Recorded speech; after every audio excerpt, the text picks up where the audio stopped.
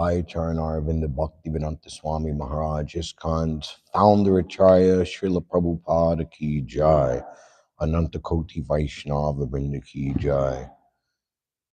Avirbhav Appearance Day of Srila Advaita Acharya Ki Jai. Shishi Radha Govinda Ki Jai. Gaur Premanandi Hari Bol.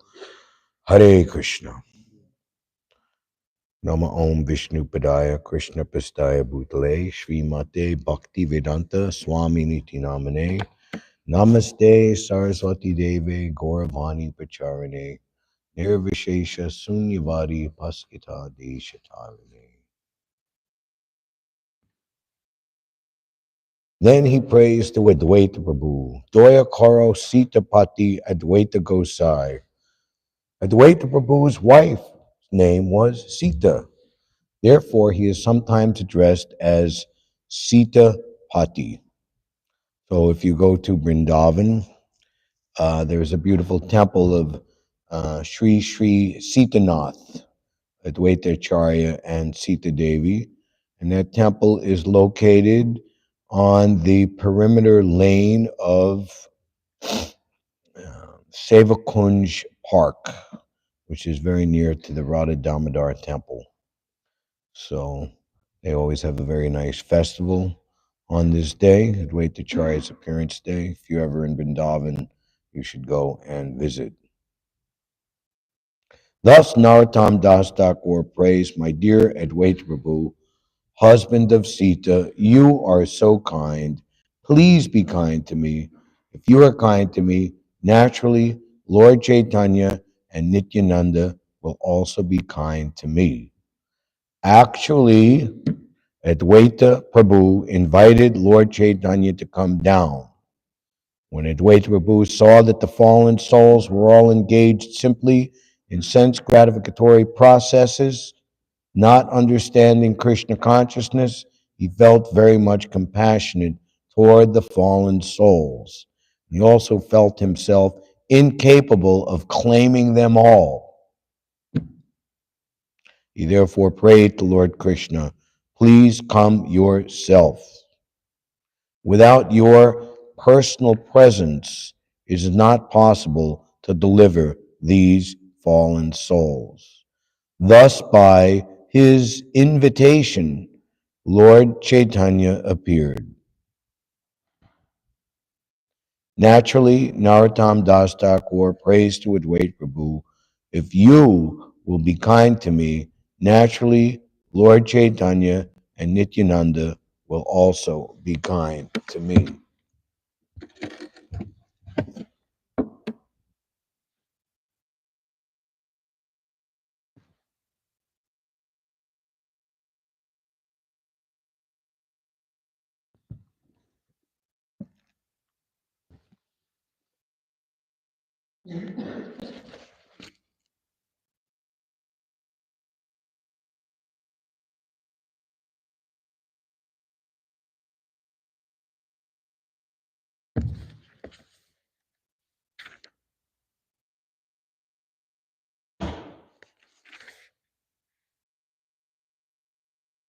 Wherever Sri Krishna desires to manifest his incarnation on earth, whenever and wherever, he creates the incarnations of his respectable predecessors. Thus, respectable personalities such as his father, mother, and spiritual master all take birth on earth first. Madhavendra Puri, Ishvara Puri, Srimati Sachimata, and Srila Jagannath Mishra all appeared with Sri Advaita Acharya.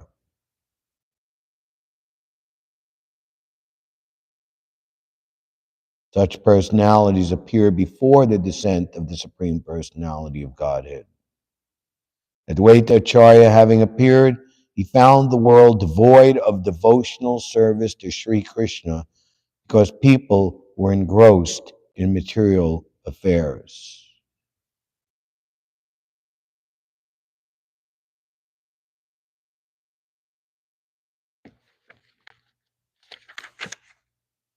Advaita Acharya Goswami is an incarnation of the Lord as a devotee. His loud calling was the cause for Krishna's incarnation. So this is a very important and noteworthy symptom. Advaita Acharya is the incarnation of the Lord. He is the Supreme Personality of God in himself, but as is stated here, he is appearing as a devotee. So a devotee, when they appear in this world,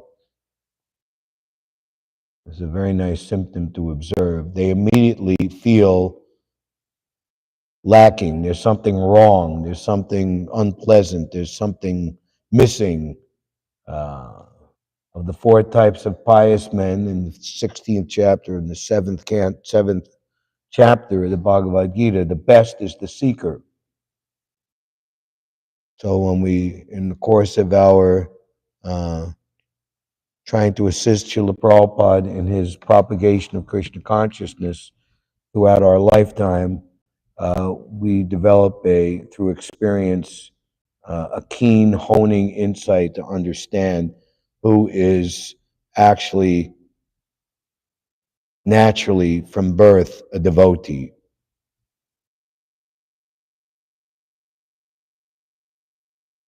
And the ultimate inner core meaning of the association of devotees is that they are pure-hearted persons who want the best ultimate welfare for themselves and everyone else, which is pure devotional service and love of Godhead. And they are willing to do anything and everything to stick to that principle and distribute it as much as possible for their entire life and life after life. Everyone was engaged in material enjoyment, whether sinfully or virtuously. No one was interested in the transcendental service of the Lord, which can give total relief from the repetition of birth and death. We're not engaged in some sentimental activity. Devotional service is the summum bonum.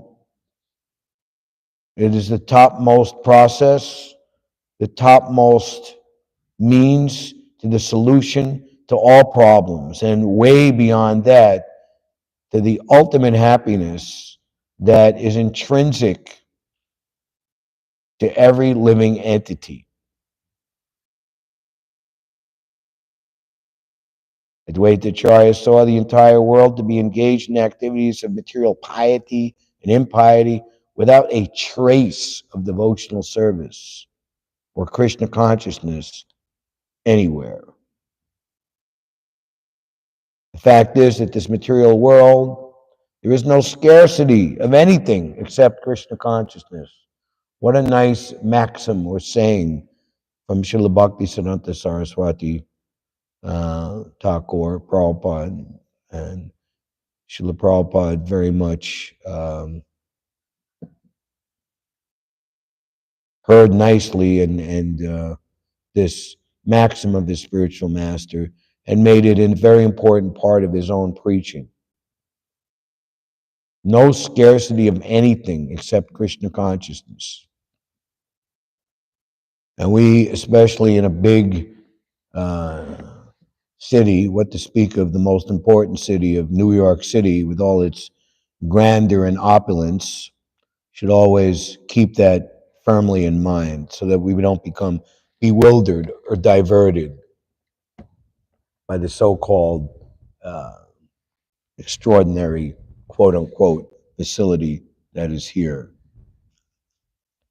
That facility is simply a emanation from Krishna's internal spiritual potency, which ultimately must be used in his service. Otherwise, it leads to bewilderment and degradation. As we see on a regular daily basis, how people are so much bewildered and so much in illusion that for them to understand even a tiny bit of reality, Krishna consciousness, is practically impossible. Therefore, in this dark and very, very fallen age of Kali Yuga, Lord Krishna has appeared as Lord Chaitanya, and he has inaugurated the only method for everyone's ultimate perfection and elevation, his personal Sankirtan movement of chanting of the holy names of the Lord. We sometimes feel scarcity, material necessities supplied by the mercy of the Lord. We sometimes feel scarcity because of our mismanagement, either negligence or just plain ulterior demoniac motivation. Prabhupada has described that the facility to be in government is a facility to become a so-called legal thief, especially when all of the thieves and rogues make and control the laws. So therefore, ultimately, there has to be as Krishna says, yada yadahi dharmasya glanir bhavati bharata bhutanam. There has to be a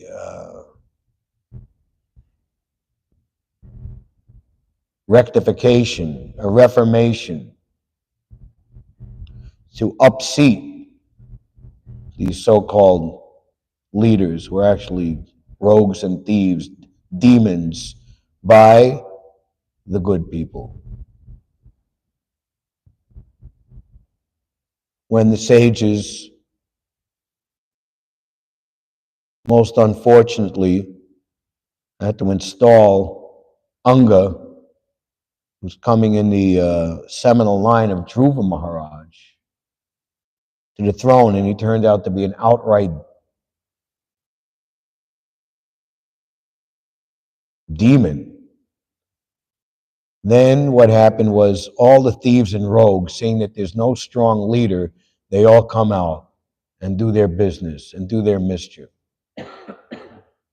So it's described there that saintly persons, they're generally aloof from the affairs of the world, but when there is a very serious situation, the thieves and rogues have captured the government and are exploiting, harassing, and torturing the people and living entities in general, then the saintly persons cannot remain silent. They must do something. That also entails they have to know what's going on, not be bewildered by the demoniac propaganda to think that to think anything but that and understand the truth. So those saintly persons, they understood, and they took the dead body of Anga and they churned it, and ultimately Maharaj Prithu and his consort Archie, who were Shakyavesh avatars of the Lord, came and ruled over the world most successfully and gloriously. The real problem is that people are out of touch with Krishna consciousness. Everyone is engaged in material sense gratification, but people have no plan. So many plans for everything else, but no plan for making an ultimate solution to their real problems, namely birth, death, old age, and disease. These four material miseries are called bhava roga, or material diseases. They can be cured only by Krishna consciousness. Therefore, Krishna consciousness is the greatest benediction for human society. So a devotee, prospective devotee, hidden devotee, to become devotee, they must have this symptom, a very important symptom to have, of understanding You should question, why do I have to get old? Why do I have to die? Where did I come from? What should I do? Where do I go after death? And the requirement to have those questions answered properly should be burning very, very strongly in one's heart and mind. Seeing the activities of the world, the Acharya felt compassion, began to ponder how he could act for people's benefit.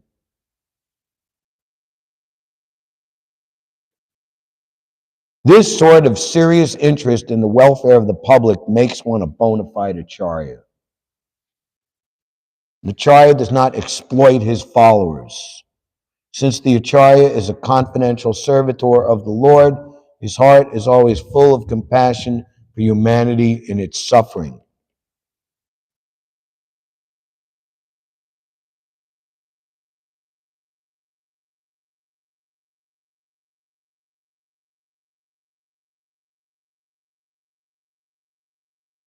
Prabhupada, his compassion for everyone was equal, without any boundary or discrimination.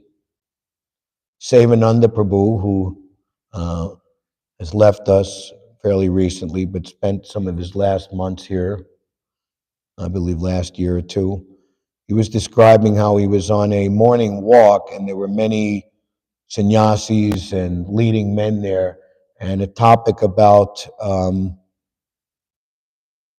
women and children in the temples came up, and there was some type of discussion or even maybe a decision that was unfavorable or let's say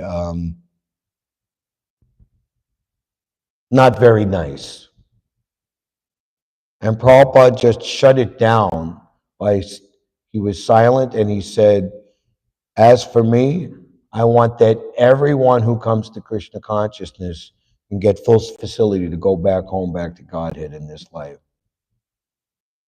I'm paraphrasing, I don't remember the exact thing, but it kind of shut down the immature, maybe egotistical group mood or whatever.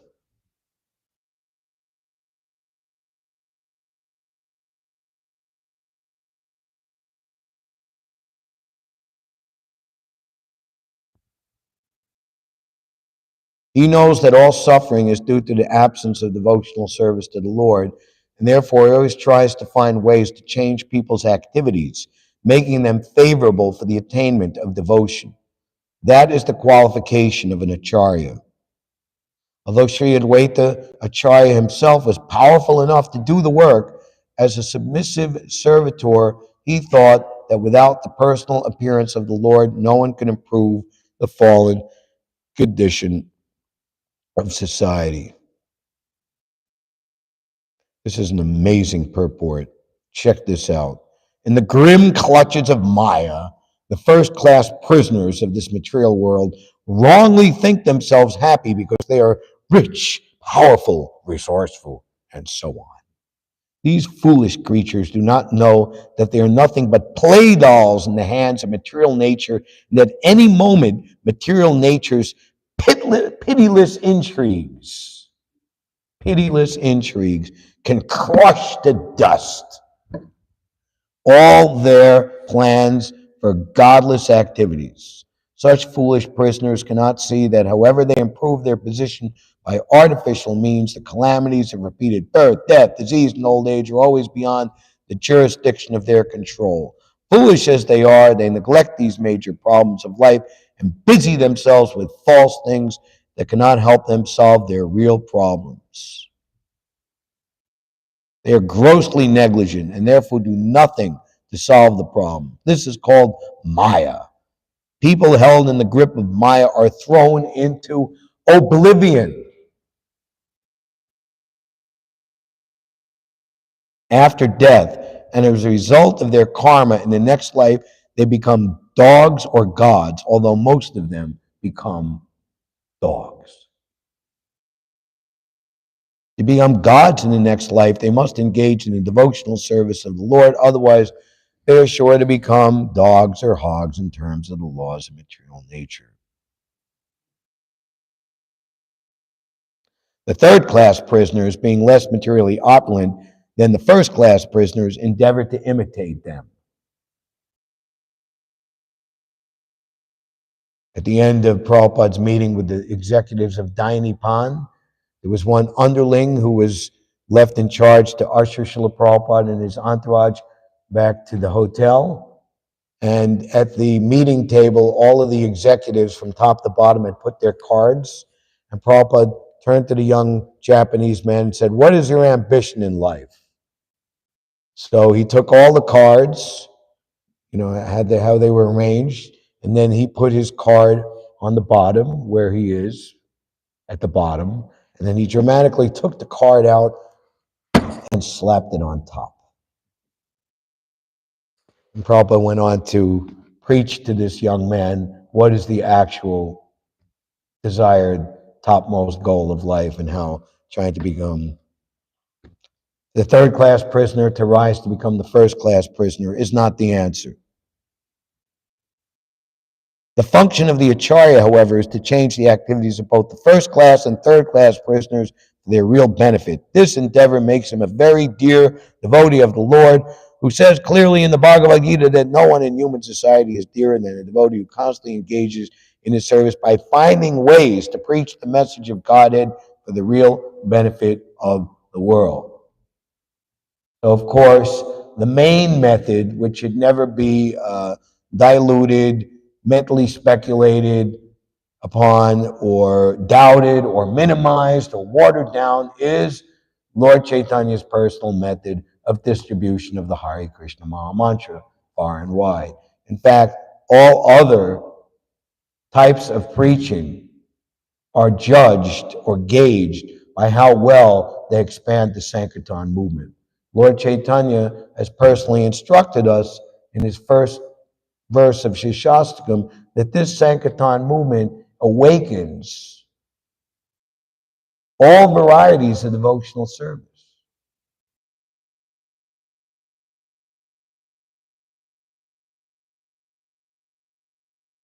The so-called acharyas of the age of Kali are more concerned with exploiting the resources of their followers than mitigating their miseries.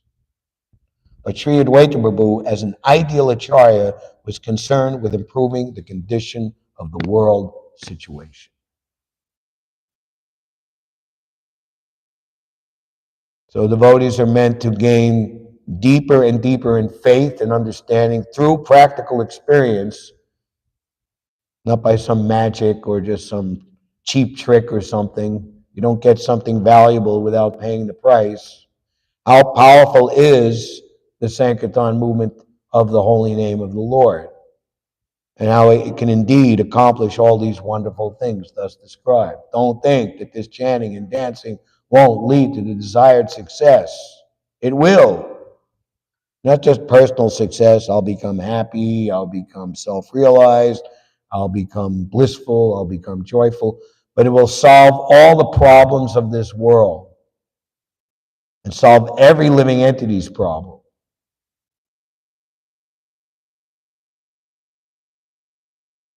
And we should have a great sense of urgency because the demons are hell-bent to go the opposite direction. This is the definition of demons. They are programmed, their whole being is to do opposite of what the devotees should do. So our business is to work very, very hard by right principles, which is Krishna's principles, to defeat the demons. That's Krishna's mission, and that's our mission. Paritranaya sadhunam vinashaya duskritam. If Krishna was to appear as an incarnation, he himself could preach devotion by his personal example.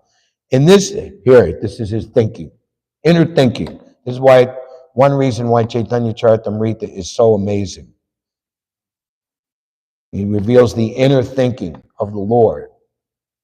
And this is the third chapter we're reading from Adi Leela, which uh, leads into what is the fourth chapter? The confidential reasons for the descent of Lord Chaitanya Mahaprabhu.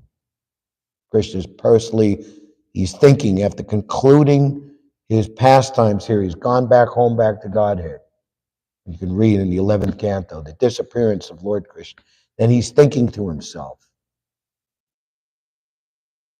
in this age of Kali, there is no religion other than the chanting of the holy name of the Lord. In this age of Kali, there is no religion other than the chanting of the holy name of the Lord. But how in this age will the Lord appear as an incarnation? I shall worship Krishna in a purified state of mind. I shall constantly petition him in humbleness. My name, Advaita, will be fitting if I am able to induce Krishna to inaugurate the movement of the chanting of the holy name.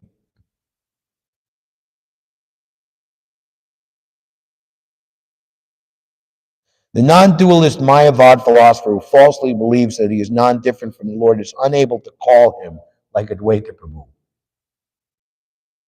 Advaita Prabhu is non-different from the Lord, yet his relationship with the Lord he does not merge with him, but eternally renders service to him as a plenary portion. This is inconceivable for Mayavadis because they think in terms of mundane sense perception and therefore think that non-dualism necessitates losing one's separate identity. It is clear from this verse, however, that Advaita Prabhu, although retaining his separate identity, is non-different from the Lord. The actions of Sri Advaita Prabhu, however, give tangible proof of inconceivable non-dualism. That's just practical. I'm engaging in devotional service to the Lord. That means the Lord is the worshipable and the devotee is the worshiper. The Lord is the receiver, the devotee is the giver. That is not one, that is two. How does Prabhupada say in the Samoham Sarvabhuteshu? In the impersonalist philosophy, there is no reciprocation between the Lord. Could you sit in such a way that I can see you, like Pandava? And, this is kind of impersonalism, And who's this behind, not the Bhargaranga? I can't see you. There's no communication. There's no relationship. I mean, if I'm in the audience, I sit in such a way that I can see the speaker. But in the personalist philosophy, there is.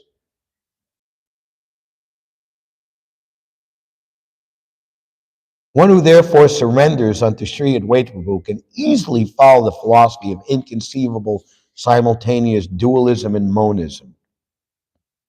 While he was thinking about how to propitiate Krishna by worship, the following verse came to mind. It's from the Gautamiya Tantra. What is it? The worship of Tulsi Devi. Tulsi Dola Matrena Jalasya Chulakena Na Verinkte Svam Atmanam Bhaktebhyo Bhaktavatsala. Sri Krishna was very affectionate toward his devotee, sells himself to a devotee who offers him merely a tulsi leaf and a palmful of water. Thinking of the lotus feet of Sri Krishna, he constantly offered tulsi buds and water from the Ganges. He appealed to Sri Krishna with loud calls and thus made it possible for Sri Krishna to appear.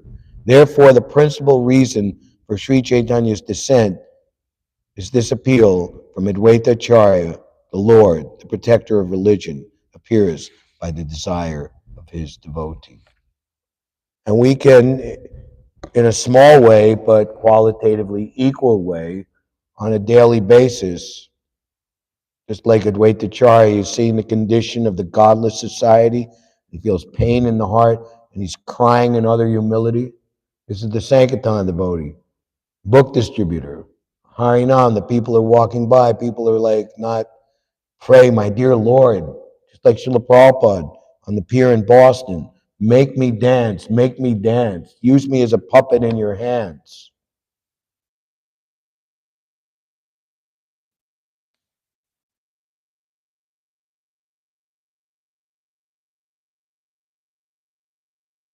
This is the important chapter 9 of the third canto, Lord Brahma's prayers for creative energy. So this is Lord Brahma's prayer as one of them. O my Lord, you always dwell in the vision and hearing of your pure devotees. You also live in their lotus-like hearts, which are purified by devotional service. O my Lord, who are glorified by exalted prayers, you show special favor to your devotees by manifesting yourself in the eternal forms in which they welcome you.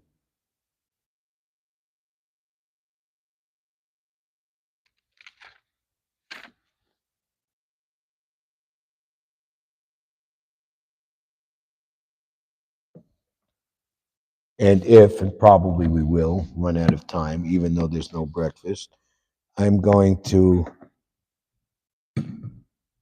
show, or this is something that's not often heard or discussed with devotees, but this shows the great potency of Advaita Acharya.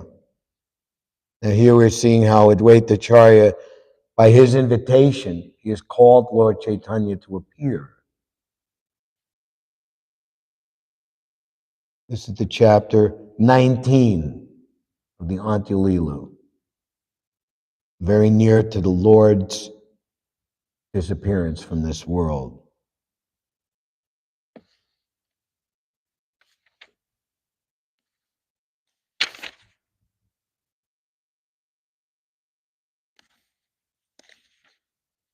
Knowing Mother Sachi to be greatly afflicted by separation from him, the Lord would send Jagadananda Pandit to Navadvip every year to console her.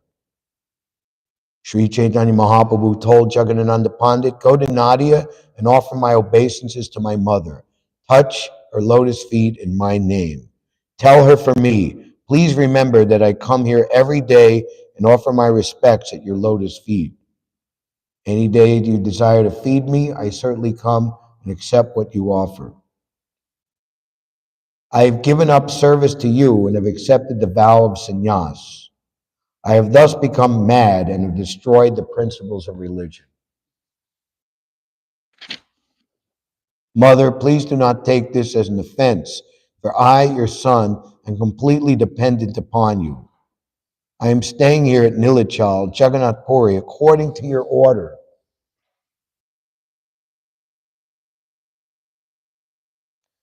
It was Mother Sachi who made that decision. People generally come and go from Jagannath Puri to Navadvip. Thus, this coming and going will bring news of my Nimai.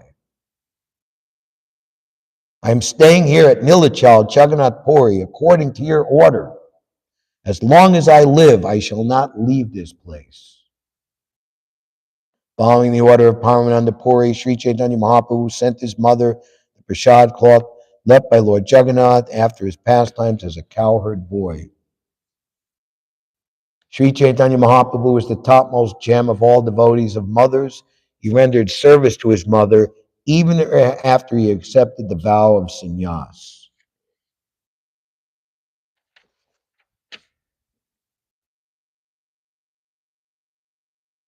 Jagadananda Pandit thus went to Nadia, and when he met Sachi Mata, he conveyed to her all of the Lord's salutations.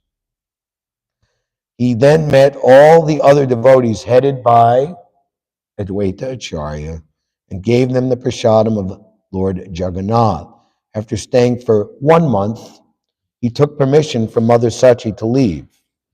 When he went to Advaita Acharya and also asked his permission to return, Advaita Prabhu gave him a message to deliver to Sri Chaitanya Mahaprabhu. Advaita Acharya had written a sonnet in equivocal language. Equivocal means mysterious or not easy to understand, with an import that Sri Chaitanya Mahaprabhu could understand, but others could not. In his sonnet, Advaita Prabhu first offered his obeisances hundreds and thousands of times unto the lotus feet of Lord Sri Chaitanya Mahaprabhu. He then submitted the following statement. at his lotus feet.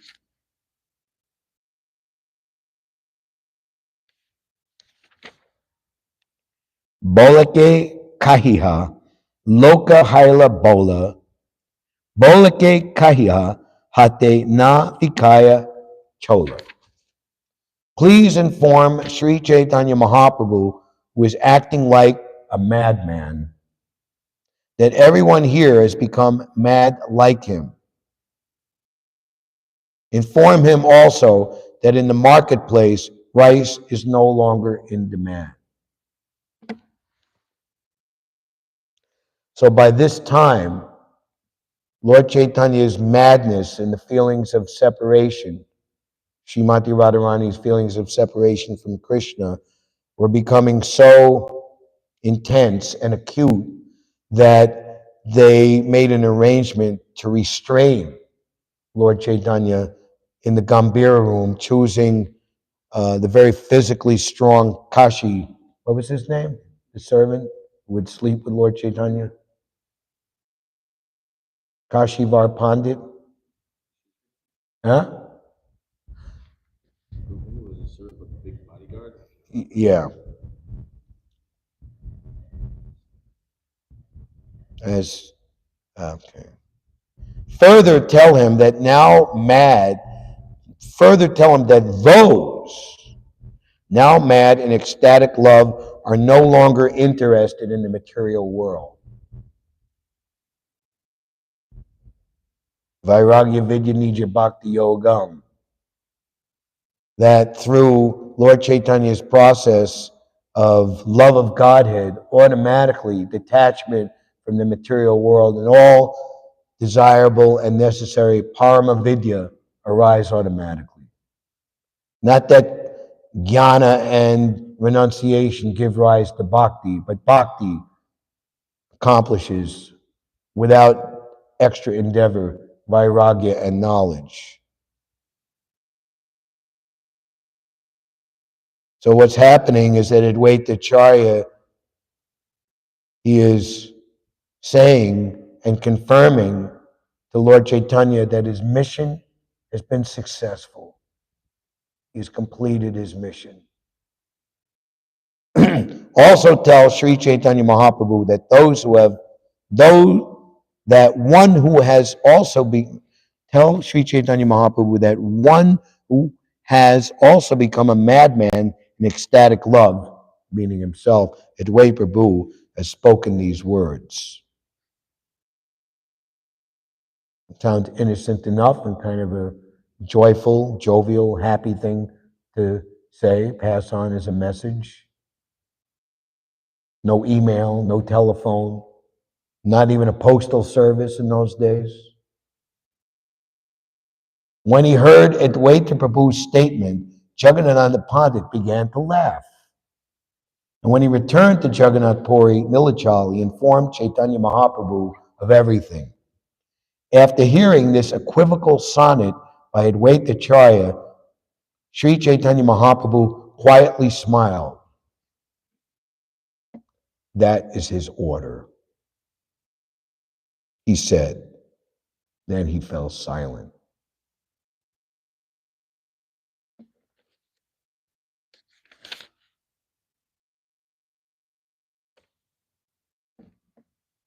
What is the, why is a secretary called a secretary? Let's break it down. Secretary. So who is the secretary of Lord Chaitanya Mahaprabhu? Although he knew the secret, Svarup Damodar Goswami inquired from the Lord, what is the meaning of this sonnet? I cannot understand it. So there's other devotees present. So he's asking. He knew what this meant, but still he asks, what is the meaning of this sonnet? I could not understand it. Sri Chaitanya Mahaprabhu replied, Advaita Acharya is a great worshiper of the Lord and is very expert in the regulative principles enjoined in the Vedic literatures.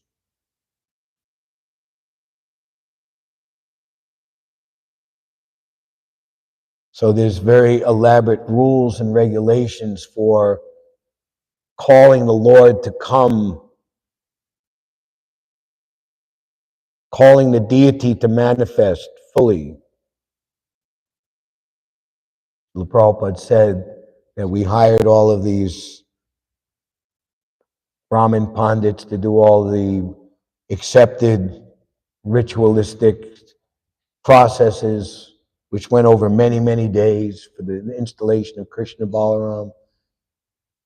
Coming on Ram Navami in just 2 months is the 50th anniversary, 1975, 2025. One devotee, in their memory, Prabhupada was asked by these Pandits to come out because he is the Acharya, the head personality. So there's video of this. Prabhupada said, "Do I have to?" Like he didn't want to. And then he's sitting there like, when is this going to be over? And Prabhupada wrote in his books that the Sankirtan, the chanting of the holy name by my disciples, by who the Malechas and Yavanas, that brought forth Krishna and Balaram. So here, Lord Chaitanya is calling Advaita Acharya a great worship of the Lord and very expert in the regulative principle. So one who can call out for the Lord in love to make his appearance is an expert worshiper of the Lord and automatically expert in all regulative principles. Great example given would be Bamsi Das Babaji. What was his standard of worship of the deity? Comparatively, Srila Bhakti Siddhanta, he was a contemporary. His time was 1860 to 1940, something like that. So Srila Bhakti Siddhanta would warn his disciples not to get too near to Bamsi Das Babaji, lest they misunderstand him and make offense. Advaita, this is Lord Chaitanya continued, invites the Lord to come and be worshipped, and to perform the worship, he keeps the deity for some time. After the worship is complete, he sends the deity somewhere else. I do not know the meaning of this sonnet, nor do I know what is in Advaita Prabhu's mind. That's a ruse, of course. Lord Chaitanya is saying that. Advaita Acharya is a great mystic. No one can understand him.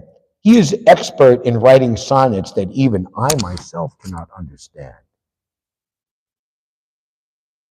Hearing all this, all the devotees were astonished, especially Swarup Damodar, who became somewhat morose. What happened after this? From that day on, Sri Chaitanya Mahaprabhu's emotional state changed markedly. His feelings of separation from Krishna doubled in intensity. As his feelings of separation and the ecstasy of Srimati Radharani increased at every moment, the Lord's activities, both day and night. Previously to this, it was mostly a nocturnal thing. He was like, in the daytime, he would go through the regular procedures, but then at night, now day and night, were now wild, insane performances.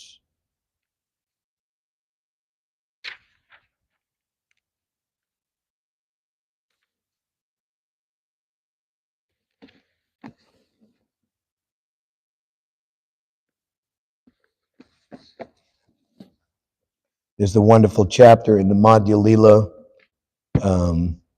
Lord Chaitanya accepts prasad at the house of Advaita Acharya.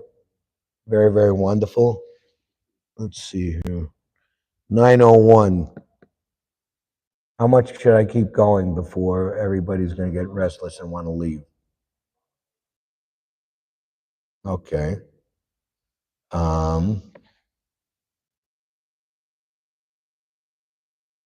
I think it's important, or at least I would like to look at the 12th chapter of the Adi Leela describing The branches in the tree of Advaita Acharya, or who were the devotees, just previously in chapters 11, the branches of the tree of Lord Nityananda, and chapter 10, the branches of the tree of Lord Chaitanya.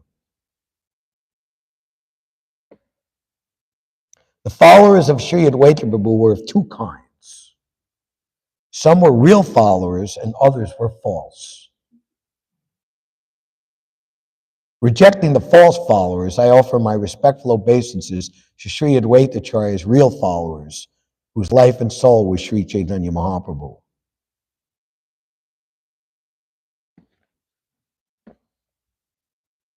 I offer my respectful obeisances unto the all-glorious Advaita Prabhu, who forms the second branch of the eternal Chaitanya tree, and to his followers who form his sub-branches. Sri Chaitanya Mahaprabhu was also the gardener, and as he poured the water of his mercy on the tree, all the branches and sub-branches grew day after day.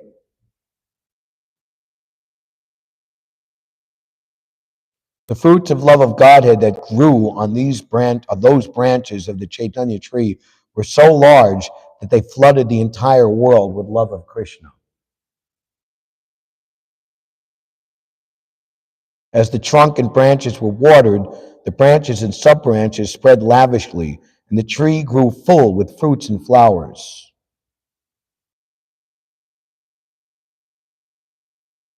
At first, all the followers of Advaita Acharya shared a single opinion, but later they followed two different opinions as ordained by providence. Report.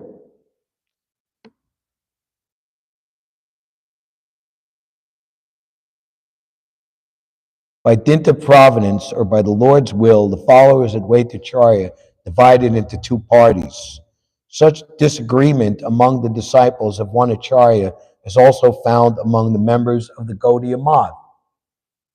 In the beginning, during the presence of Om Vishnupad Paramahamsa Priva Jakacharya Asotar Tatashi Srimad Bhaktisiddhanta Saraswati Thakur Prabhupada, all the disciples worked in agreement, but just after his disappearance, they disagreed.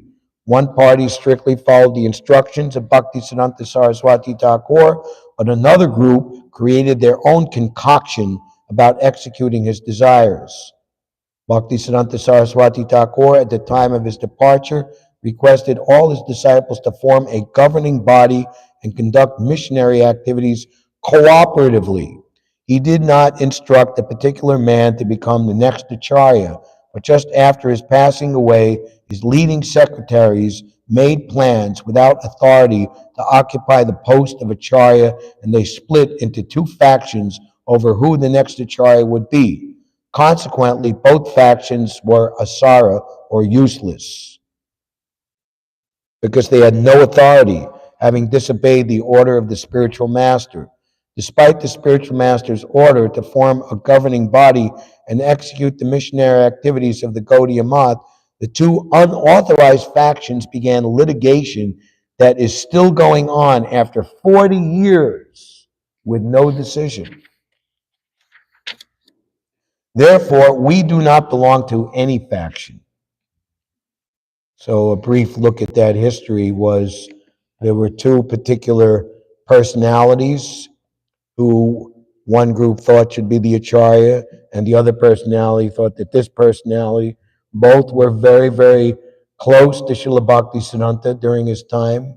One was known to be more managerially expert, dealing with all the pounds, shillings, and pence, and government regulations, etc., etc. And the other was seen to be much more of a Brahminical and Shastric, knower of Shastra.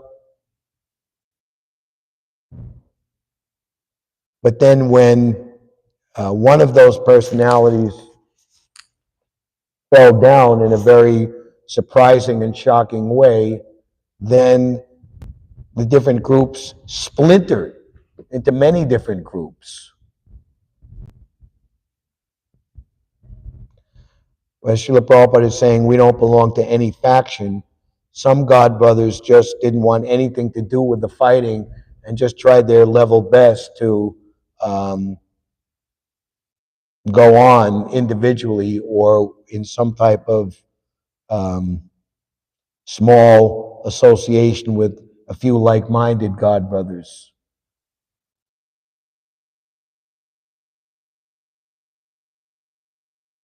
But because the two parties, busy dividing the material assets of the Gaudiya Math institution, stopped the preaching work, we took up the mission of Srila Bhaktisiddhanta Saraswati Thakur and Bhaktivinoda Thakur to preach the cult of Chaitanya Mahaprabhu all over the world under the protection of all the predecessor acharyas. And we find that our humble attempt has become successful. We follow the principles especially explained by Srila Vishwanath Chakravarti Thakur in his commentary on the Bhagavad Gita, verse 241, beginning Vyasyatmika Buddhir Eke Hakur Nandana. According to this instruction of Vishwanath Chakravarti Thakur, it is the duty of a disciple to follow strictly the orders of his spiritual master. The secret of success and advancement in spiritual life is the firm faith of the disciple in the orders of the spiritual master. Yasya deve parabhaktir yata deve tatagaro tasyaiti kahiti harta prakashante mahatmana. The one who has staunch faith in the words of the spiritual master and the words of the supreme personality of Godhead, the secret of success in Vedic knowledge is revealed. The Krishna consciousness movement is being propagated according to this principle, and therefore our preaching work is going on successfully, in spite of the many impediments offered by antagonistic demons, because we're getting positive help from our predecessor acharyas. One must judge every action by its result. The members of the self-appointed acharya party who occupy the property of the Gaudiya Math are satisfied, but they could make no progress in preaching. Prabhupada says in another place that, all right, the spiritual master, you can have the property. You have the money, you can have the properties. But the ability to spread love of Godhead all over the world is only given to the disciple who sincerely, purely, 100% from the core of his heart only wants to fulfill the order of his spiritual master. To that disciple, and that the disciple alone, is given the real treasure, the ability to spread love of Godhead, which means one has love of Godhead truly and fully. And love of Godhead will never be destroyed. It will simply remain and expand unlimitedly. Anandam Buddhi Vardhana. Where material property, even we can keep for how many years? Prabhupada says in one place, describing the partial annihilation of the universe, what to speak of the Mahak Palaya, that one should keep in mind these periodic devastations. This is to chasten and okay, maybe I shouldn't try to make a permanent settlement here. Even if it's for, how often does a partial devastation come? How many millions of years? A day, once in the day of Brahma? Yeah, so how many millions and billions? Oh, it seems like okay, I can be comfortable. But even then, from the point of view of eternality, it's just a flash, and it's a useless thing to strive for or to feel that I've achieved something. Because it'll all be destroyed and taken away. One must judge every action by its result. The members of the self-appointed Acharya's party who occupied the property of the Gaudiya Math are satisfied, but they can make no progress in preaching. Therefore, by the result of their actions, one should know that they are asara or useless, whereas the success of ISKCON, Prabhupada's ISKCON, which strictly follows Guru and Gauranga, is increasing daily all over the world. Srila Bhaktisiddhanta Saraswati Thakur wanted to print as many books as possible and distribute them all over the world. We have tried our best in this connection, and we're getting results beyond our expectation. Some of the disciples strictly accepted the orders of the Acharya, and others deviated, independently concocting their own opinions under the spell of Daivi Maya. This verse describes the beginning of a schism. When disciples do not stick to the principle of accepting the order of their spiritual master, immediately there are two opinions. Any opinion different from the opinion of the spiritual master is useless. One cannot infiltrate materially concocted ideas into spiritual advancement. That is deviation. There is no scope for adjusting spiritual advancement to material ideas. The order of the spiritual master is the active principle in spiritual life. Anyone who disobeys the order of the spiritual master immediately becomes useless.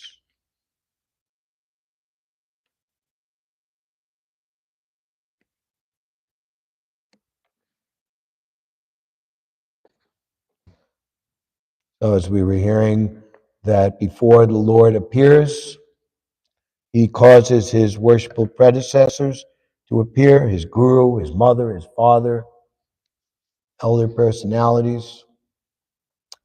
And it's also important to keep in mind, we'll celebrate Lord Chaitanya's appearance, Gaur Purnim.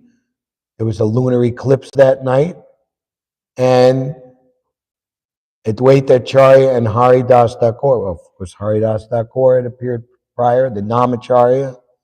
They understood the Lord had appeared, and they were associating and dancing together in ecstasy on the night of Lord Chaitanya's appearance. So, as we were saying, there's the wonderful chapter. Lord Chaitanya comes to the house of Advaita Acharya after taking sannyas. One can look at that chapter. And Srila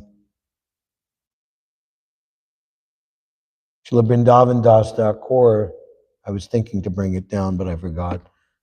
He has written a 8-verse glorification of Advaita Acharya. And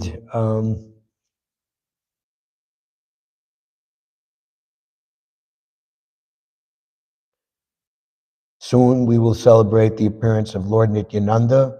And this is a very wonderful meditation from Advaita Acharya to Lord Nityananda, and then Lord Chaitanya Mahaprabhu's appearance. Sri Krishna Chaitanya, Prabhu Nityananda, Sri Advaita Gadadhar, Shiva Sadi, Gaur Bhaktivinoda.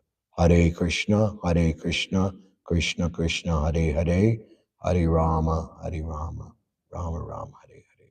Sri Advaita Charya ki jai, Sri Panchatattva ki jai, Sri Radha Govinda ki jai, Nitai Gaur Premanandi, Hare Bol. Thank you very much. Hare Krishna.